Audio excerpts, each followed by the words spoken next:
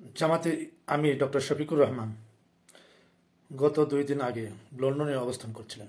তিনি সেখানে একটা সাংবাদিক সম্মেলন করে বলেছেন, চলেন আগে ভিডিওটা দেখে আসি, তারপরে আপনার বিস্তারিত আলোচনা করবো ইনশাল্লাহ।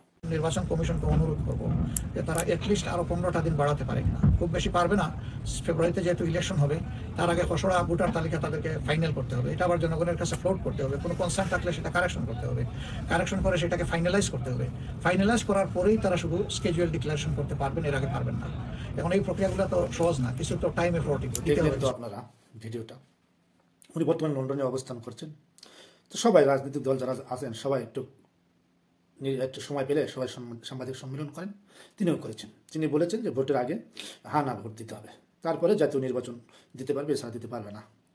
তিনি মনে হয় হয়তো হ্যাঁ না ভোট যদি না দেয় হয়তো সে আটকে দিতেও পারে, এরকম একটা তার মনোভাব।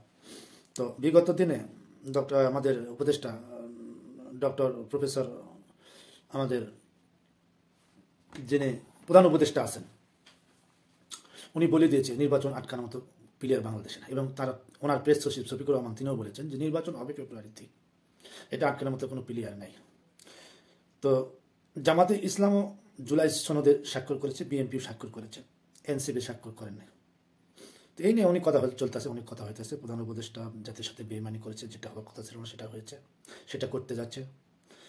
তবে আপনার কি বলে, জামাতে ইসলামের অবস্থান আগের সাথে এখন শোচনীয়। যত দিন যাবে তত জামাতে ইসলাম নিচে চলে যাবে। কারণ জামাতে ইসলাম 15% ভোট বাংলাদেশে নেই, যে যেটাই বলুক। তো 15% ভোট দেওয়া সরকার গঠনের স্বপ্ন না দেখাই ভালো।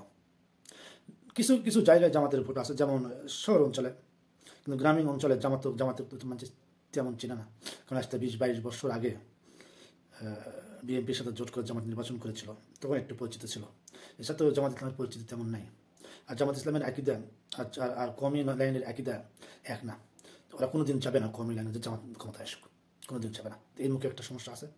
এবং জামাত ইসলামের কিছু কিছু বক্তব্য জাতি নিতেছে না। তো এই হিসাবে জামাত ইসলাম কোনো মতে সরকার গঠন করতে পারবে না। সরকার গঠন বিএনপি করবে, যা যেটাই বলুক।